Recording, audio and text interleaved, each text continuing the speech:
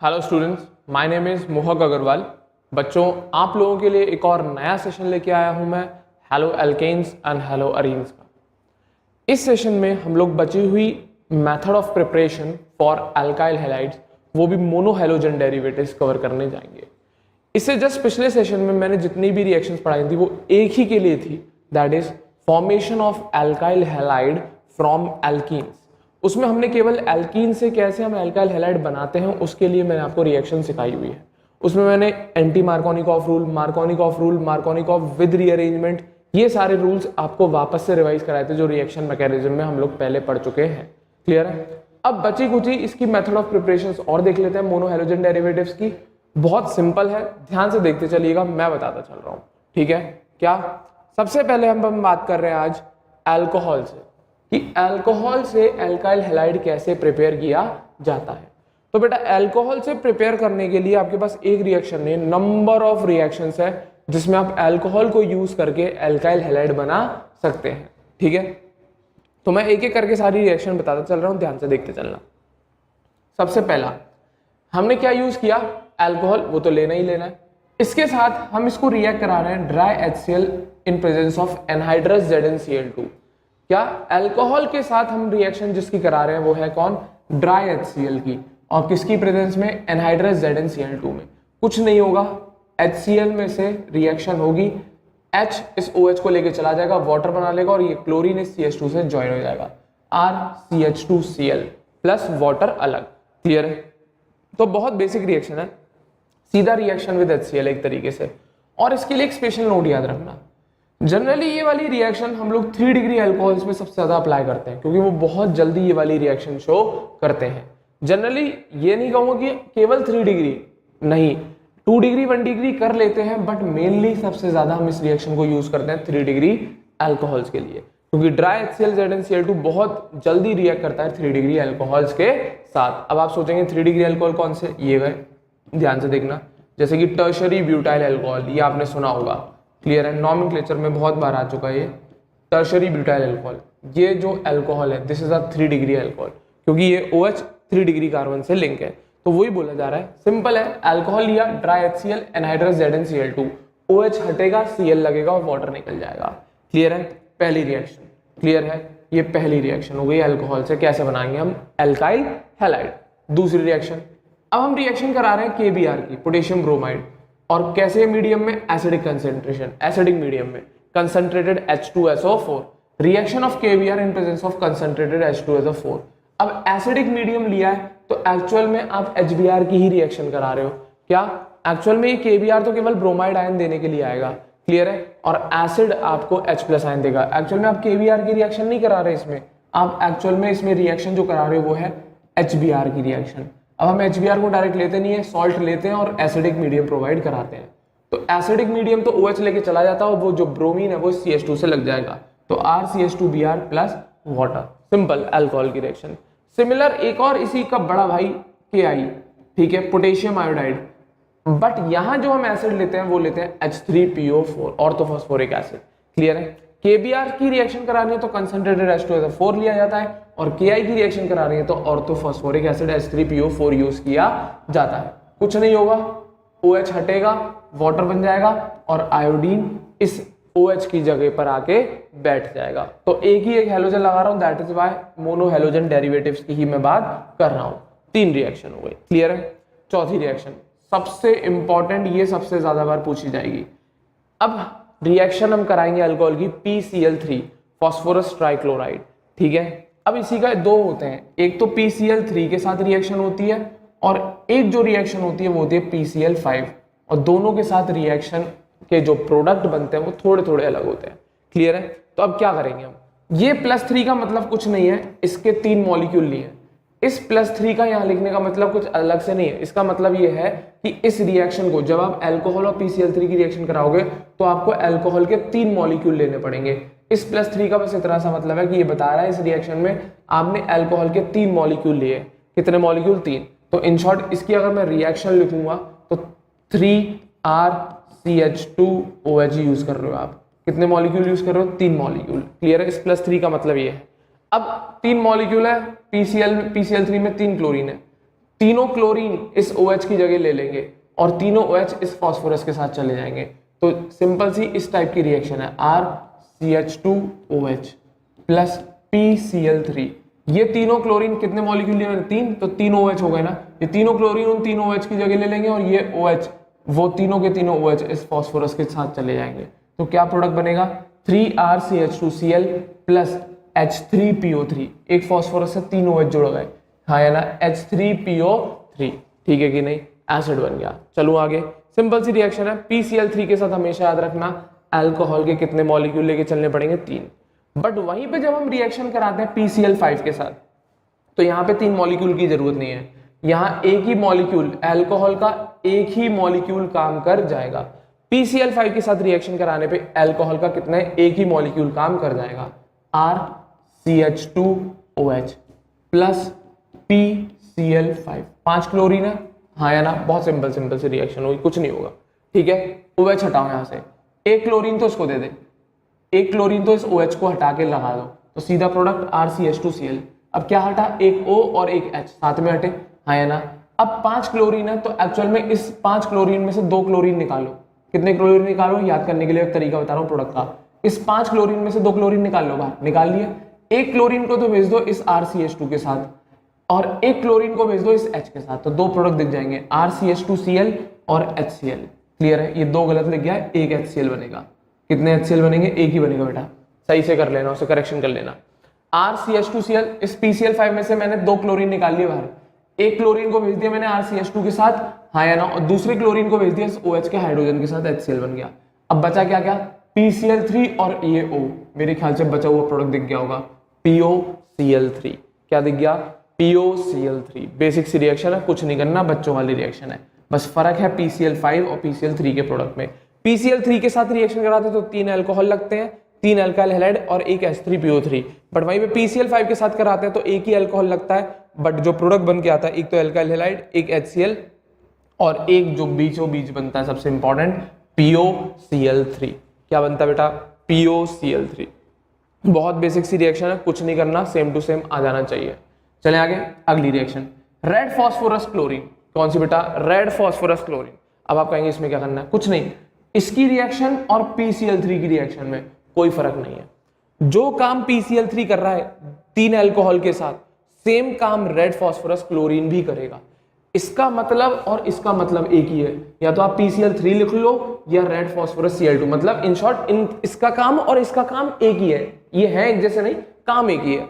जो काम PCl3 करता है अल्कोहल के साथ और प्रोडक्ट बनाता है, सेम टू सेम डिट्टो काम रेड फॉस्फोरस और क्लोरीन भी करते हैं। तो इसके साथ भी हमें कितने मॉलिक्यूल लगेंगे अल्कोहल के? 3। तो 3 अल्काइल हैलाइड बनेंगे, एक H3PO3 बना लेना, सिंपल। अब मैंने क्लोरीन की जगह इसमें रेड फॉस्फोरस के साथ ब्रोमीन यूज कर लिया। अब बस इतना फर्क आएगा, जो PCl3 था अब क्या आ जाएगा बेटा? PBr3। सेम प्रोडक्ट बनेगा, बस क्लोरीन की जगह ब्रोमीन लगा लेना। 3 मॉलिक्यूल अल्काइल हैलाइड के, मतलब ब्रोमीन के साथ ब्रोमीन लग जाएगा क्लोरीन की जगह, और H3PO3। सेम चीज है, कोई फर्क नहीं है, बिल्कुल PCl3 जैसे रिएक्शन करता है वैसे ही ये दोनों करते हैं। ऊपर वाले केस में तो क्लोराइड बनता है और नीचे वाले केस में ब्रोमाइड। सेम डिट्टो तरीका है। क्लियर है? तो मेरे ख्याल से यहां तक क्लियर होगा। अभी और भी रिएक्शन खत्म नहीं हुई है। अल्कोहल बेटा नंबर ऑफ रिएक्शन शो करता है और आसानी से वो मोनो हेलोजन डेरिवेटिव बना लेता है। अब एक और रिएक्शन, अब हम क्या कर रहे हैं? अल्कोहल को भेजते हैं हम रेडॉन्स रिएक्शन में। स्पेशल केस है, कौन सी रिएक्शन है बेटा? रेडॉन्स रिएक्शन। अब इसके रिएजेंट याद करना है, नेमिंग रिएक्शन है भाई, याद होनी चाहिए। इसमें क्या यूज करते हैं हम? Alcohol, RCH2OH। थोड़ा पीछे लिख दूं, स्टार हटा दे रहा हूं यहां से, RCH2OH। ठीक है, अल्कोहल यूज किया, रेडॉन्स रिएक्शन में भेज रहे हैं। अब रेडॉन्स रिएक्शन में हम क्या क्या रिएजेंट यूज करते हैं? सबसे पहला तो यूज करते हैं C6H5O का होल थ्राइस P। C6H5O का होल थ्राइस P, एक तो ये यूज करते हैं। मेरे ख्याल से इसका नाम जानते होंगे, और नहीं जानते तो मैं बता दे रहा हूं। This is called triphenyl phosphide. इसे क्या बोलते हैं बेटा? Triphenyl phosphide. रेडॉन्स रिएक्शन के रिएजेंट बता रहा हूं। अल्कोहल तो लोगे, अब अल्कोहल को किसके साथ रिएक्ट कराओगे? ट्राइफिनाइल फॉस्फाइड लिया जाता है, पायरिडीन की प्रेजेंस होती है, क्लोरीन के साथ हीट कर दिया जाएगा। रिएक्शन होगी क्लोरीन की, रिएक्ट करेगा क्लोरीन, बट ये इन दोनों की प्रेजेंस में काम चलता है। ट्राइफिनाइल फॉस्फाइड और पायरिडीन।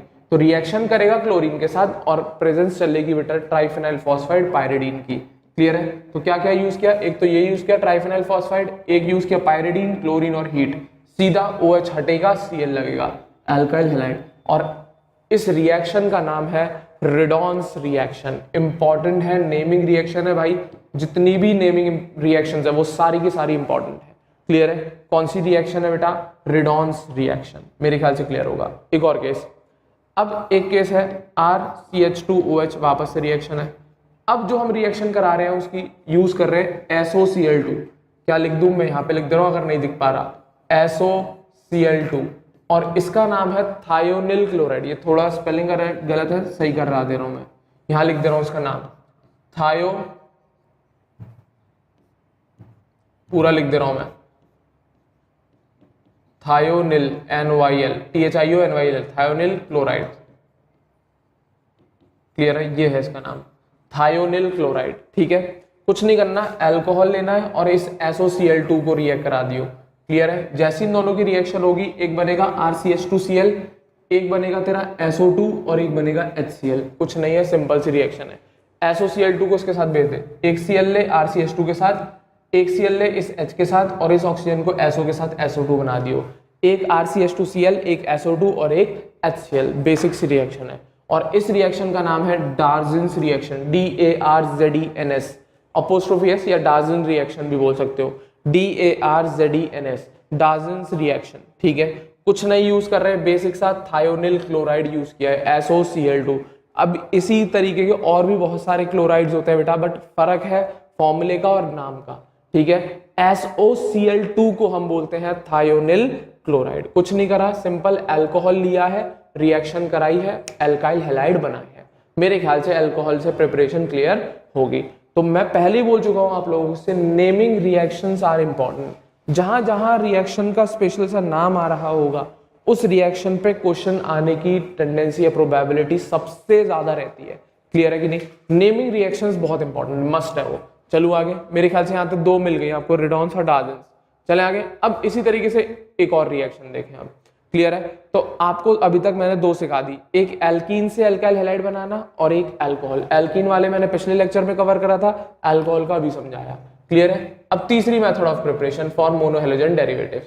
किससे बना रहे हैं अब हम? एल्केन से बना रहे हैं, हाँ या ना? किससे बना रहे हैं? एल्केन से। एल्केन की अगर मैं बात करूं तो एल्केन्स मैं पढ़ा चुका हूं, बोला गया हुआ है ये वाली बात कि एल्केन्स आर लीस्ट रिएक्टिव, इसीलिए इनका नाम था पैराफिन्स। और स्पेशली अगर मैं बात करूं अगर एल्केन्स की, तो एल्केन्स में घूम फिर के बेचारी इकलौती एक ही रिएक्शन मेन है, दैट इज सब्स्टिट्यूशन। और वो भी कौन सी सब्स्टिट्यूशन शो करता है? Free radical substitution. ठीक है, FRS शॉर्ट में लिख दे रहा हूं, फ्री रेडिकल सब्स्टिट्यूशन। ठीक है कि नहीं? हाँ या ना? एल्केन्स की एक कैरेक्टरिस्टिक रिएक्शन होती है फ्री रेडिकल सब्स्टिट्यूशन। तो यहां पर हम वही कराएंगे। तो उस रिएक्शन को हमने नाम दे दिया अब क्या? हैलोजिनेशन। क्या नाम दे दिया? हैलोजिनेशन। बहुत सिंपल है, लिखा चुका हूं ये वाली रिएक्शन, डिट्टो। क्लियर है? मीथेन है, क्लोरीन के साथ रिएक्ट करी इन presence of light. Methane chlorine के साथ रिएक्ट करी इन presence of light, product form CH3Cl और HCl बन जाएगा। क्या बन जाएगा? CH3Cl और HCl।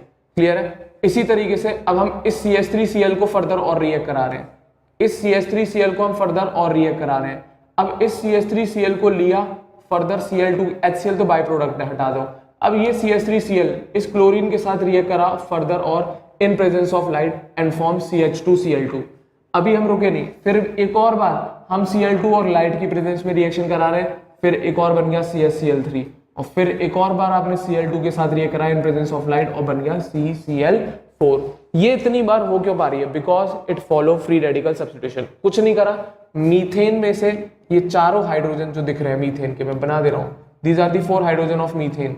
कुछ नहीं किया, बार बार मैंने इसको Cl2 के साथ इन प्रेजेंस ऑफ लाइट रिएक्शन कराई, तो एक एक करके क्लोरीन हटता चला, सॉरी हाइड्रोजन हटता चला गया और उसकी जगह क्लोरीन आता चला गया। तो गौर से देखोगे तो पहला क्या था? CH4, एक हाइड्रोजन हटा, क्या बचेगा? CH3Cl, एक और हाइड्रोजन हटा, क्या बचेगा? CH2Cl2, एक और हाइड्रोजन हटा, क्या बचेगा? CHCl3 और एक और हटा, लास्ट में तुझे मिल जाएगा CCl4, that is carbon tetra chloride. तो कुछ नहीं किया, बेसिक सा फ्री रेडिकल सब्स्टिट्यूशन कराया है। ठीक है, हाँ या ना? अब बात आती है इन सबके नाम क्या क्या। एक का लिख रखा है, बाकी के नहीं लिखे, मैं लिख देता हूँ, कोई दिक्कत नहीं। इसका नाम सब जानते हैं, IUPAC नहीं लिख रहा हूं, कॉमन लिख रहा हूं। IUPAC अगर बोलोगे तो क्लोरोमीथेन है, but common name is methyl chloride. क्या नाम है बेटा? Methyl chloride. क्लियर है? दूसरे का CH2Cl2, सीधा सीधा नाम लिखा है मिथाइलिडीन क्लोराइड, क्योंकि CH2 को हम मिथाइलिडीन के नाम से जानते हैं, कॉमन नेम है ये मिथाइलिडीन क्लोराइड। क्लियर है? हाँ या ना? एक और CHCl3, इसको हम जानते हैं क्लोरोफॉर्म। किस नाम से जानते हैं बेटा? क्लोरोफॉर्म। ठीक है? हाँ या ना? क्लोरोफॉर्म के नाम से। क्लियर है? किसके नाम से जानते हैं? क्लोरोफॉर्म के नाम से। और लास्ट सबसे important that is CTC, short में लिख दिया कार्बन टेट्रा क्लोराइड। क्या नाम है? Carbon tetra chloride. कुछ नहीं है, बेसिक बेसिक है। मीथेन में से हाइड्रोजन हटाए हैं, उसकी जगह हमने क्लोरीन बिठाए हैं, बस इतना सा काम हुआ है। क्लियर है? तो एल्केन्स में यही होता है, क्या? हेलोजिनेशन बोल दो या फ्री रेडिकल सब्स्टिट्यूशन बोल दो। इसी तरीके से ईथेन है, एक्सेस में लिया, रिएक्शन कराई chlorine in presence of light. Alkane excess में लिया मैंने, क्लोरीन नहीं लिया। पिछले वाले में हमने ये जो क्लोरीन था इसको हमने कैसा ले रखा था? एक्सेस में। तभी तो रिएक्शन नहीं रुक रही थी, बार बार हाइड्रोजन हटते जा रहे थे, क्लोरीन लगते जा रहे थे। बट इस वाली रिएक्शन में हमने एल्केन एक्सेस में लिया। कौन एक्सेस में लिया बेटा? एल्केन। और क्लोरीन यहां पर लिमिटेड है, तो कुछ नहीं होगा, इस CH3 में एल्केन में से ईथेन में से एक हाइड्रोजन हटेगा और Cl लग जाएगा और बना लेगा CH3CH2Cl plus HCl plus HCl। तो दो प्रोडक्ट बन जाएंगे, CH3CH2Cl प्लस HCl। बेसिक सी रिएक्शन है, आ जानी चाहिए। अब इन दोनों के अलावा और क्या किसके साथ रिएक्ट कर सकता है एल्केन? तो एक स्पेशल केस है एल्केन का, ये रिएक्ट कर जाता है SO2Cl2। काम वही करता है, बिल्कुल फ्री रेडिकल सब्स्टिट्यूशन का ही केस है, बट फर्क आता है रिएजेंट का। पहले में तो हम लोग क्लोरीन के साथ रिएक्ट करा आगे काम करा रहे हैं, बट अब क्लोरीन के साथ ना रिएक्ट करा के हमने SO2Cl2। देखो पीछे कुछ और पढ़ाया था, पीछे जो मैंने पढ़ा था वो SOCl2 था, दैट वाज थायोनिल क्लोराइड। यहां पर जो बता रहा हूं मैं that is not thionyl chloride, यहां SO2Cl2 है। दोनों बातों में जमीन आसमान का फर्क है भैया। क्लियर है? वो थायोनिल क्लोराइड था, ये सल्फ्यूरिल क्लोराइड है, SO2Cl2। This is different. ठीक है? जो पीछे वाला था वो बिल्कुल अलग है, ये वाला बिल्कुल अलग है। तो ईथेन लिया, SO2Cl2 sulphuryl chloride in presence of light, reaction होगी, प्रोडक्ट बनेगा CH3CH2Cl plus SO2 plus HCl। ऐसा लग रहा है डार्जेंस रिएक्शन जैसे, पर नहीं है डार्जेंस रिएक्शन, क्योंकि डार्जेंस रिएक्शन अगर होती तो पहली बात एक तो अल्कोहल लिया जाता, एल्केन नहीं लेते, और दूसरी बात सल्फ्यूरिल क्लोराइड नहीं लिया जाता, उसकी जगह थायोनिल क्लोराइड लिया जाता। क्लियर है? हाँ या ना? तो ये डार्जेंस रिएक्शन मत याद कर लेना, गलत हो जाएगा। अल्कोहल ही बना पाएगा एल्काइल हैलाइड डार्जेंस रिएक्शन से, ये नहीं बना पाएंगे। अब आप सोचो यहाँ थायोनिल क्लोराइड रिएक्शन करा दो, नहीं होगी भाई। क्लियर है? फर्क है दोनों बातों में, दोनों रिएक्शन बिल्कुल डिफरेंट है। ठीक है? और यहाँ पे हम थायोनिल ना नाम लेके सल्फ्यूरिल बोलेंगे, क्योंकि सल्फ्यूरिल है, ये कोई थायोनिल क्लोराइड नहीं है। दिस इज SO2Cl2 और जो पीछे पड़ी है वो SOCl2 था। फर्क है दोनों में जमीन आसमान का। क्लियर है? तो एल्केन से सिंपल सी रिएक्शन है, दैट इज हैलोजिनेशन। हाइड्रोजन हटेगा, उसकी जगह हैलोजन बैठ जाएगा because of free radical substitution reaction. चले आगे, मेरे ख्याल से क्लियर होगी। चलो एक और अगली method of preparation, that is Hunsdiecker's reaction. क्या नाम है बेटा? Hunsdiecker's reaction. अब इसमें क्या है? नेमिंग रिएक्शन है, इंपॉर्टेंट, मार्क कर ले। मैं बार बार बोल रहा हूं, जो रिएक्शंस नेमिंग है, जिसके नाम अलग हैं, बिल्कुल बढ़िया से नाम दे रखे हैं, उनको आपको याद करना ही करना है। कुछ भूल जाओ पर नेमिंग रिएक्शंस मत भूलना, क्योंकि बेटा पेपर में सबसे ज्यादा नेमिंग रिएक्शंस पर ही क्वेश्चंस पुट अप होते हैं। इंपॉर्टेंट बात बोल रहा हूं, मार्क कर लो इस बात को। क्लियर है? नेमिंग रिएक्शन सबसे ज्यादा जरूरी होती है। ठीक है?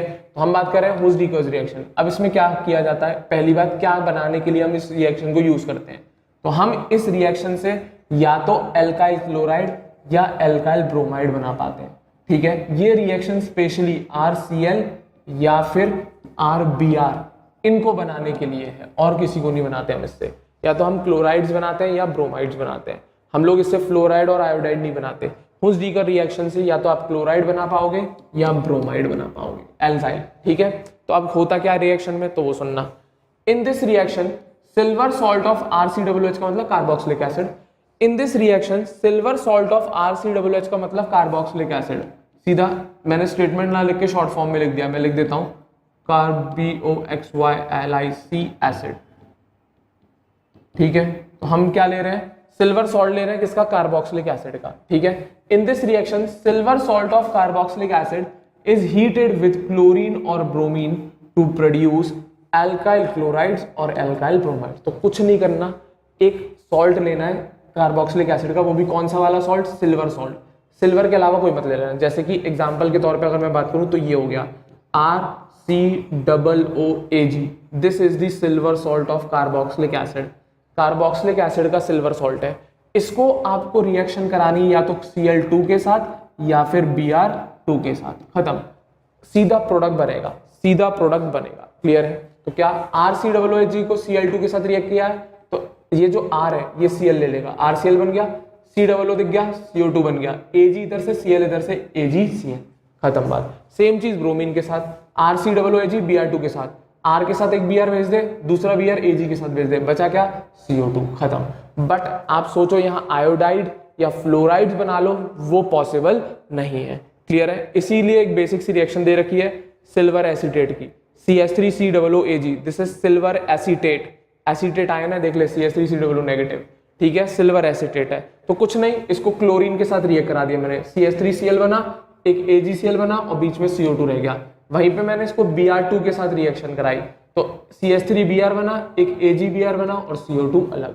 This is called Hunsdiecker's reaction. क्या कहते हैं बेटा, हुन्स-डीकर्स रिएक्शन। सिंपल सी रिएक्शन है and it is used for the preparations of only and only alkyl chlorides and alkyl bromides। ये केवल और केवल क्लोराइड और ब्रोमाइड को बनाने के लिए ही यूज की जाती है।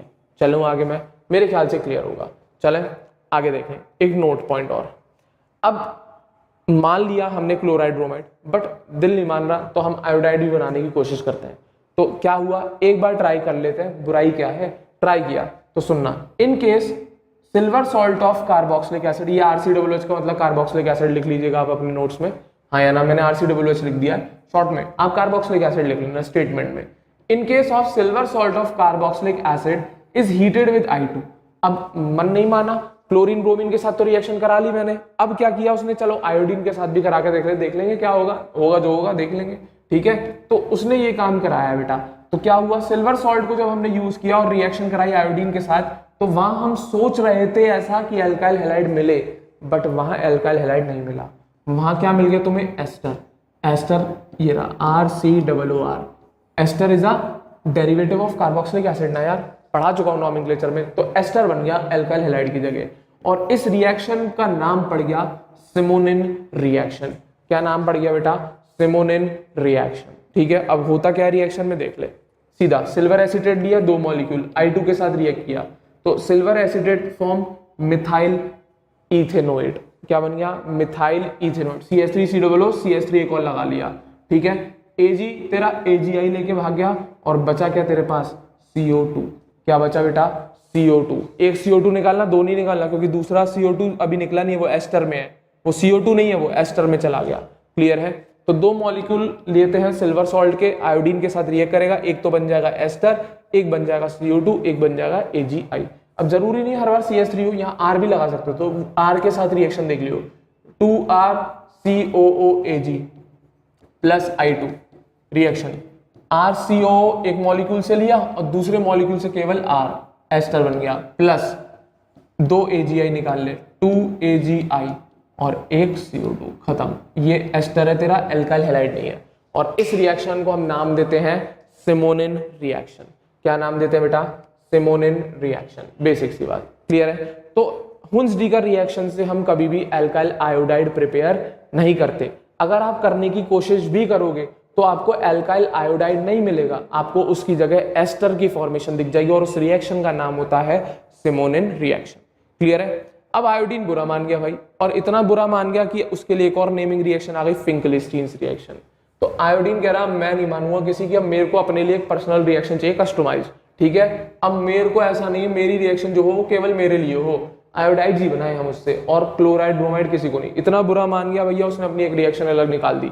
क्योंकि अब मुझे नहीं पता, मेरे को केवल आयोडाइड ही बनाना है, ठीक है। तो उसके लिए हम बात करते हैं कौन सी रिएक्शन की बेटा, फिंकलस्टीन्स रिएक्शन, ठीक है। अब इस रिएक्शन में पहली बात समझ जाना, क्या केवल और केवल एल्काइल आयोडाइड्स को ही बनाया जाता है। किसको बनाया जाता है? Alkyl iodides. ये इतना ज्यादा गुस्सा हो गया कि इसने कहा जो एल्काइल ब्रोमाइड और क्लोराइड बने, अब मेरे को उन्हीं से बनना है। मतलब इसकी फॉर्मेशन अगर हम कर रहे हैं तो इसकी फॉर्मेशन के लिए हम यूज किसे करें? एल्काइल क्लोराइड्स और एल्काइल ब्रोमाइड्स को। तो इतना मतलब बदला लेने पे आ गया ये, क्लियर है? हाँ या ना? क्योंकि पिछली वाली केवल एल्काइल क्लोराइड और ब्रोमाइड की थी, अब ये रिएक्शन स्पेशली बनाई है फॉर एल्काइल आयोडाइड्स, और इसको बनाने के लिए ये मदद लेता है एल्काइल क्लोराइड और ब्रोमाइड की। अब होता क्या रिएक्शन में? बहुत सिंपल है। In this reaction alkyl iodide is prepared, ठीक है। कैसे बनाएंगे? बाय हीटिंग एल्काइल क्लोराइड या फिर एल्काइल ब्रोमाइड। किसकी मदद ली इसने? एल्काइल क्लोराइड और एल्काइल ब्रोमाइड की।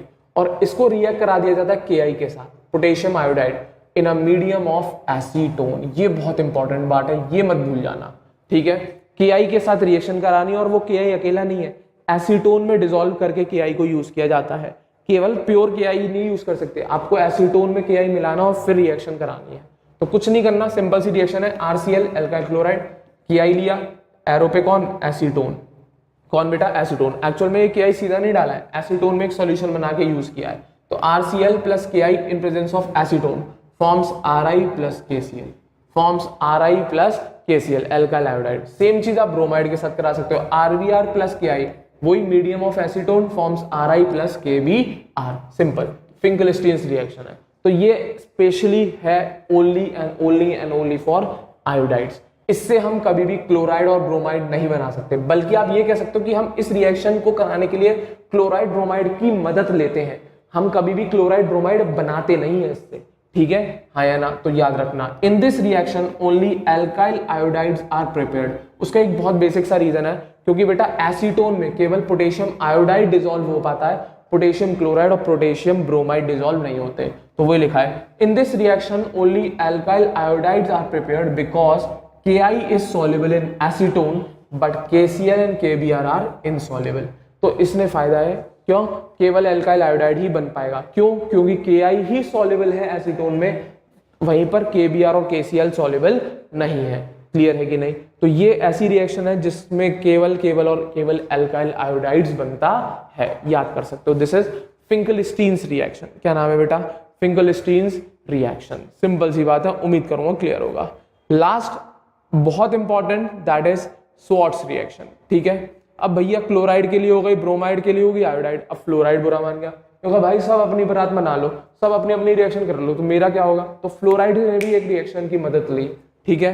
फ्लोराइड्स के लिए हम बात करते हैं कौन सी रिएक्शन की? Swarts reaction.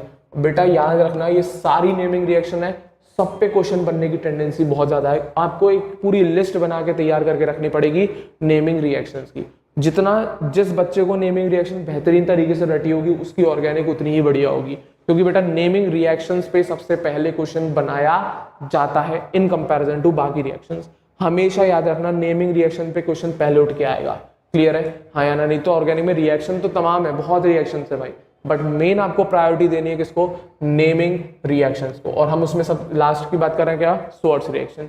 अब ये स्पेशलाइज किसके लिए? स्पेशलाइज है ये फ्लोराइड्स बनाने के लिए।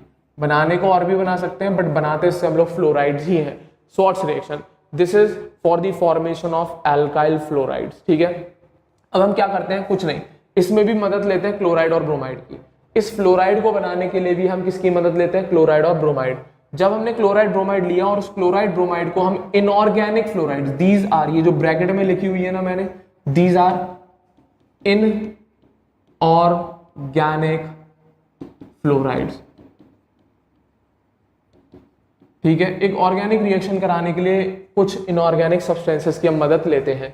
तो स्वार्ट्स रिएक्शन ने किया, इसने क्या किया? एल्काइल क्लोराइड और एल्काइल ब्रोमाइड को इनमें से कोई सी भी एक इनऑर्गेनिक फ्लोराइड के साथ रिएक्ट करा दिया। तो जैसे कि मैंने यूज कर लिए Hg2F2, तो कुछ नहीं, 2RCl, 2 alkyl halide plus Hg2F2, displacement reaction. Chlorine चला जाएगा मरकरी के साथ और फ्लोरीन आ जाएगा R के साथ, तो 2RF प्लस Hg2Cl2, खत्म। एक्सचेंज रिएक्शन, सेम चीज, डिस्प्लेसमेंट, एक तरीके से एक दूसरे को अदला बदली कर ली। RBr, 2RBr प्लस Hg2F2, तो Br चले जाएंगे मरकरी के साथ और फ्लोरीन आ जाएंगे R के साथ, तो 2RF प्लस Hg2Br2। तो सिंपल सी शॉर्ट्स रिएक्शन है जिसमें हम एल्काइल फ्लोराइड्स बनाते हैं with the help of alkyl chlorides and bromide by reaction with inorganic fluorides. तो सिंपल सी मेथड ऑफ प्रिपरेशन है मोनो हैलोजन डेरिवेटिव्स की। किसकी बेटा? Mono halogen derivatives. तो मेरे ख्याल से यहां तक आपको सारी बातें क्लियर होंगी। तो सिंपल कंडीशन से सारी मैंने बता दी। अब आप कहेंगे सर पिछले लेक्चर में आपने केवल एक ही पढ़ाई। अरे भाई एल्कीन था, उसमें थोड़ा रिएक्शन मैकेनिज्म रिपीट हुआ, इसलिए मैंने समझाया। जिन बच्चों ने पढ़ रखा है अच्छे से रिएक्शन मैकेनिज्म, वो उसको थोड़ा जल्दी फॉरवर्ड करके सुन लें, क्योंकि मेन चीज उसमें मैंने आधे से आधा पार्ट रिएक्शन मैकेनिज्म का ही कवर किया पहले लेक्चर में। क्लियर है? था वो सिंपल सी रिएक्शन EAR। क्लियर है? बाकी सारी जितनी भी मेथड ऑफ प्रिपरेशन है वो मैंने इस सेशन में कवर कर रहा हूँ। ठीक है कि नहीं? उम्मीद करूंगा यहां तक क्लियर होगा। और ये इसके साथ आपकी कंप्लीट होती है मोनो हैलोजन डेरिवेटिव की मेथड ऑफ प्रिपरेशन। अब हम बात कर लेते हैं कुछ फिजिकल प्रॉपर्टीज की। तो उम्मीद करूंगा यहां तक क्लियर होंगे। तो बेसिक सी 6 ही पढ़ाई है मैंने आपको। सबसे पहली फ्रॉम एल्कीन्स, दूसरी फ्रॉम अल्कोहल्स, तीसरी फ्रॉम एल्केन्स, चौथी from Finkelstein's reaction, Hunsdiecker reaction and last Swarts reaction. तो ये बेसिक से आपको 6 मैंने मेथड ऑफ प्रिपरेशन सिखाए हैं for mono halogen derivatives. Clear है? अब हम इन्हीं मोनो हैलोजन डेरिवेटिव्स की कुछ फिजिकल प्रॉपर्टीज को और देख लेते हैं इस सेशन में। क्लियर है? हाँ या ना? थोड़ी सी है, बेसिक सी है, सिंपल है, आ जाएंगी समझ में आपके। ठीक है, ध्यान से समझना। पहला, एट रूम टेम्परेचर। अब मैं सबसे पहले बात कर रहा हूं इस मोनो हैलोजन डेरिवेटिव्स के फिजिकल नेचर की, कि ये सॉलिड है, लिक्विड है, गैस है, कैसे दिखते हैं, क्या दिखते हैं, वो सारी चीजें। क्या? At room temperature CH3F, CH3Cl, CH3Br, C2H5F, C2H5Cl and other lower alkyl halide up to carbon 18 along with methyl iodide are liquid having sweet odor। ये सब जो लोअर एल्काइल हैलाइड है वो सारे के सारे कैसे हैं? लिक्विड है और उनकी एक मीठी सी खुशबू है, स्वीट ऑर्डर। फ्रूटी ऑर्डर मत बोलना, फ्रूटी ऑर्डर केवल एस्टर्स की होती है। क्लियर है? इनकी स्मेल थोड़ी खुशबू, मीठी खुशबू है। ठीक है, पहली बात। दूसरी, alkyl halides are polar covalent compound. अब इसके नेचर की बात आती है, पोलर है नॉन पोलर? डेफिनेटली पोलर होगा, क्योंकि बेटा इलेक्ट्रोनेगेटिविटी में फर्क। जैसे कि इसकी मैं बात कर लूं, मिथाइल क्लोराइड है। अब आपसे पूछा जाए polar non polar, definitely polar होगा, क्योंकि इस कार्बन की इलेक्ट्रोनेगेटिविटी अलग होगी, क्लोरीन की इलेक्ट्रोनेगेटिविटी अलग होगी। डेफिनेटली पोलर कंपाउंड होंगे। तो जितने भी एल्काइल हैलाइड है कैसे होते हैं? पोलर कोवेलेंट कंपाउंड है, क्योंकि शेयरिंग से बनता है, बट पानी में सॉल्युबल नहीं होते। अब आप कहेंगे सर पानी भी तो पोलर है, सॉल्युबल होने चाहिए। अरे भाई, पानी में सॉल्युबल होने के लिए बहुत सारी चीजें चाहिए, सबसे मेन तो है H बॉन्डिंग, तो वही दिक्कत आ जाती है। Alkyl halides are polar covalent compound but insoluble in water because they are not capable to form H bonding with water। क्योंकि ये बेटा आसानी से H बॉन्डिंग पानी के साथ बना नहीं पाते, इसलिए इनकी सॉल्युबिलिटी बहुत कम होती है। चले आगे बढ़ रहा हूं, मेरे ख्याल से यहां तक क्लियर है। हाँ या ना? सिंपल सा फंडा है, आ जाना चाहिए। अगली बात क्या? Boiling point. The boiling point of alkyl halide is slightly greater than corresponding alkane. अरे डेफिनेटली बिल्कुल होगा। जैसे कि मैं बात करूं CH3Cl की और मैं बात करूं CH4 की, ये methyl chloride, this is methane. अब आपसे पूछा जाए इसका बॉइलिंग पॉइंट ज्यादा होगा या इसका? डेफिनेटली मिथाइल क्लोराइड का ज्यादा होगा। सिंपल सा फंडा है, ये नॉन पोलर है, ये पोलर है, और पोलर मॉलिक्यूल आपस में एक दूसरे को अट्रैक्ट करके रखते हैं। जैसे मिथाइल क्लोराइड है मेरे पास एक बीकर में, तो उसमें एक मॉलिक्यूल थोड़ी होगा, बहुत सारे मिथाइल क्लोराइड होंगे, और सारे के सारे मॉलिक्यूल कैसे? पोलर। और जब पोलर मॉलिक्यूल बैठे होते हैं आपस में अट्रैक्शन फोर्स लगाते हैं, that is one double force, वो भी डायपोल अट्रैक्शन। और एक नॉन पोलर मॉलिक्यूल है, अब नॉन पोलर दूसरे नॉन पोलर को कितनी ही फोर्स से अट्रैक्ट कर लेगा? सिंपल सी बात है, यहाँ फोर्स ऑफ अट्रैक्शन वीक है, यहाँ फोर्स ऑफ अट्रैक्शन थोड़े से स्ट्रॉन्ग है। इसीलिए एल्काइल हैलाइड्स के अपने करस्पॉन्डिंग एल्केन से, जहां पर मॉलिक्यूलर वेट में ज्यादा बड़ा फर्क ना हो, उनके कंपैरिजन में एल्काइल हैलाइड्स के बॉइलिंग पॉइंट ज्यादा रहते हैं।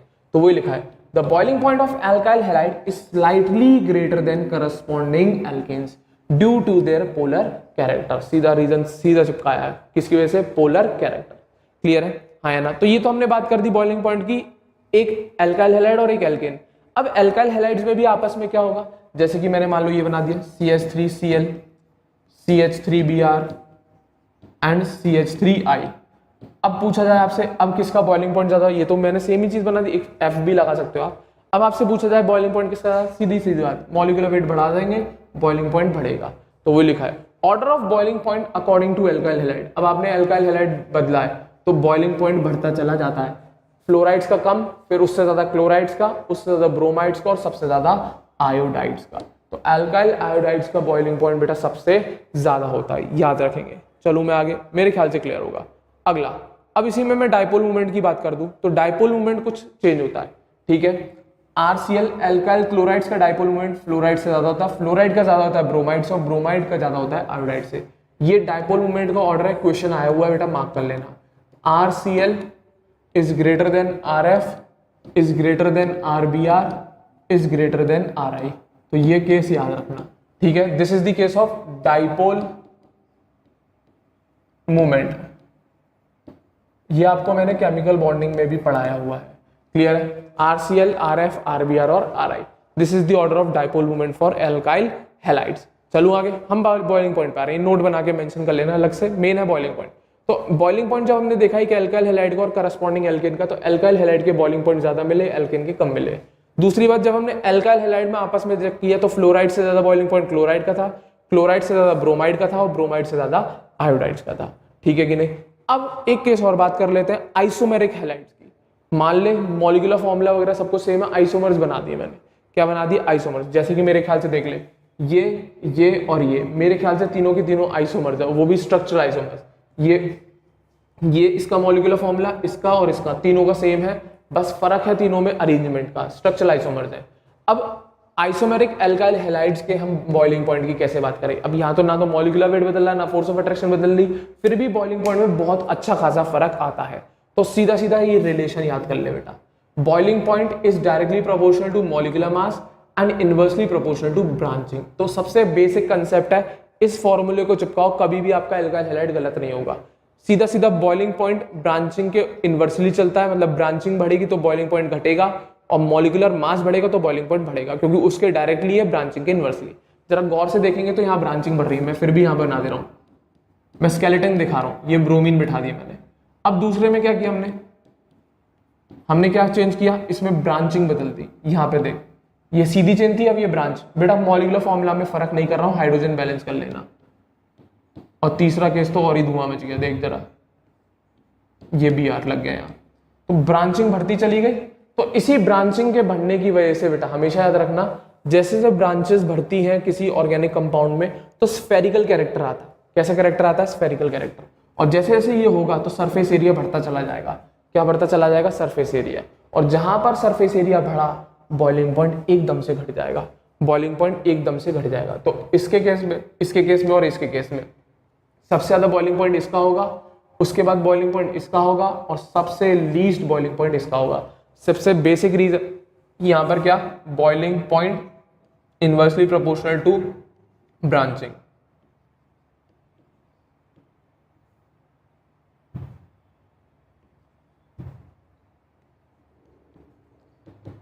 क्या बेटा? Boiling point inversely proportional to branching, सीधा फंडा लगाया मैंने, क्लियर है। ये स्ट्रेट चेन है, फिर एक ब्रांच बनी, फिर दो ब्रांच बनी, तो ब्रांचिंग बढ़ी, बॉइलिंग पॉइंट घटा, सीधा फंडा है। मॉलिक्यूलर मास देख ले जरा, ये रहा,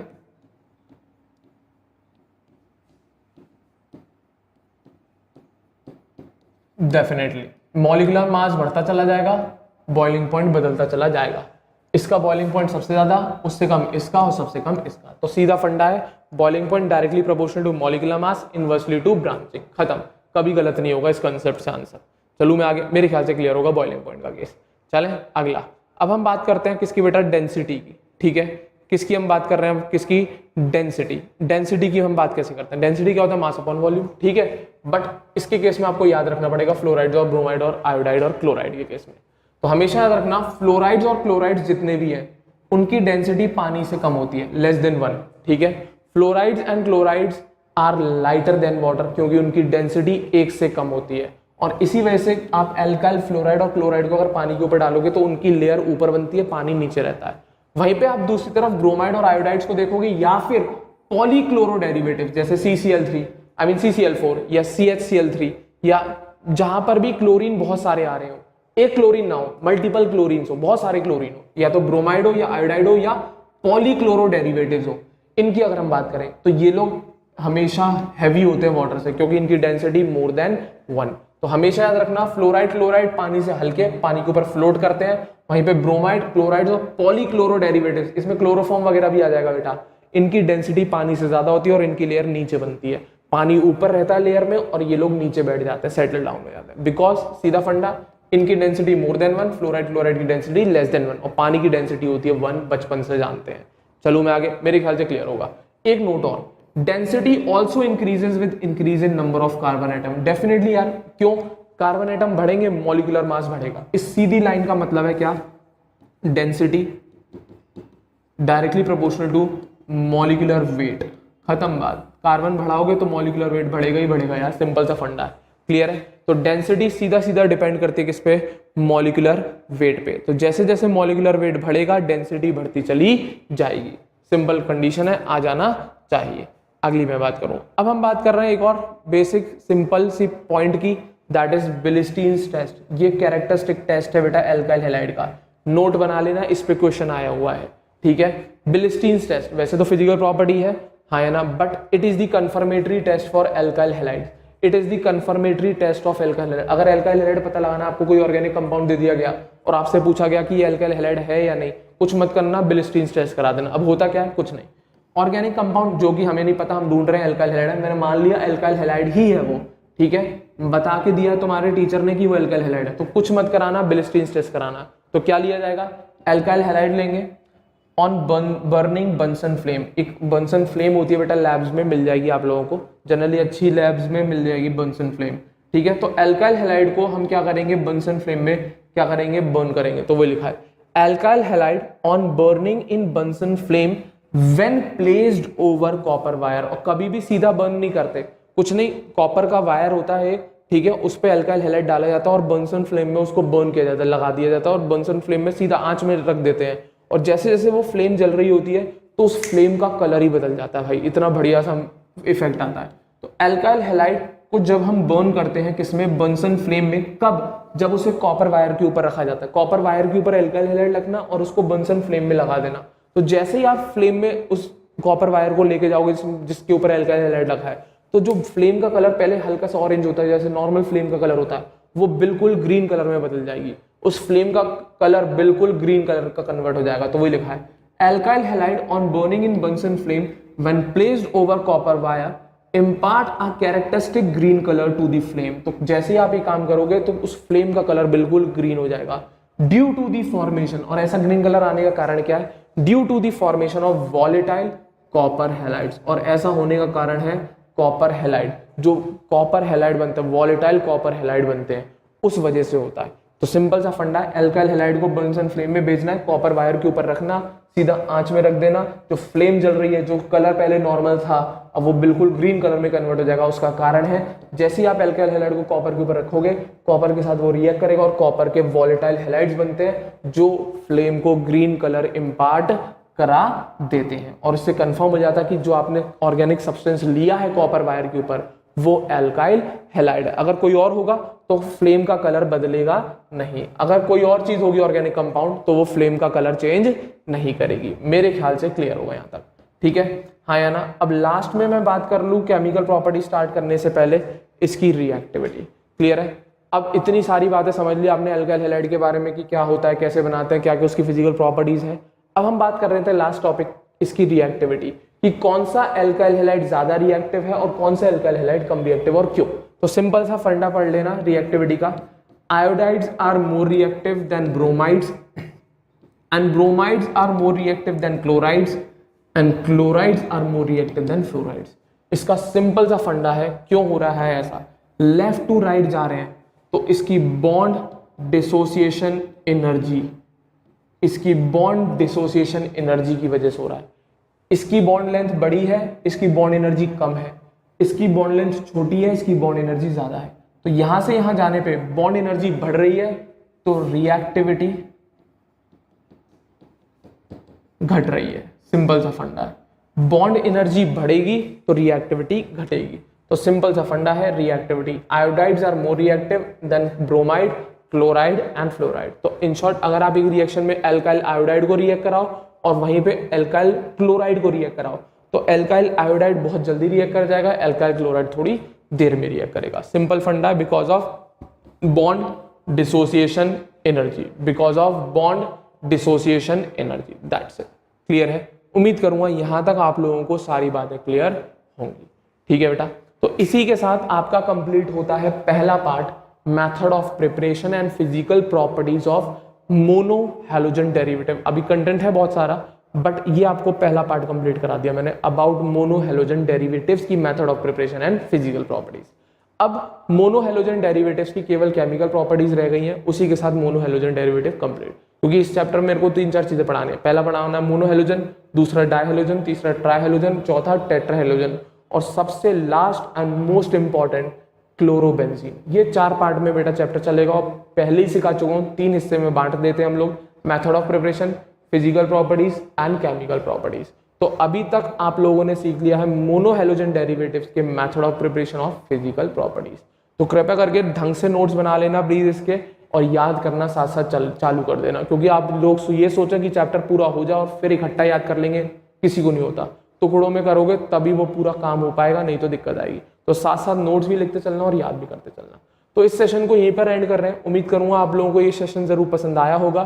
तो वीडियो को जरूर लाइक करें और हमारे चैनल अग्रबंधु ज्ञान केंद्र को सही बच्चे जरूर सब्सक्राइब करें। क्लियर है बच्चों? अगले सेशन में chemical properties of mono halogen derivatives के साथ मिलता हूं। Thank you very much.